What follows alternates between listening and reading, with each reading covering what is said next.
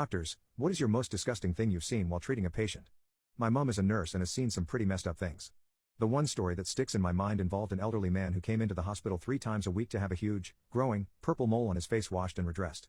The mole had slowly taken over the left-hand side of his face, so much so that his left eye, his only working eye, had closed over. He was effectively blind. This meant that his wife, whom he had been looking after for years due to her frailty, was now tasked with looking after him instead. Furthermore, this bloke was old enough that the hospital didn't want to operate on him. So the hospital visits stopped. He could no longer get there, so instead a nurse would visit him 3 times a week. Now this mole was unsightly, pushed constantly, and smelled bad. Really bad, the whole house stank of it. The nurses said it smelt like death, and thought he was going to die any day. During one of these visits by my mum, she was cleaning his face over the sink, and noticed a flap of loose skin. She went to clean it with the sponge and splat. The growth fell off into the sink, and it was crawling with maggots. The sink was now filled with dead skin and maggots. And the smell. Oh goodness, the smell.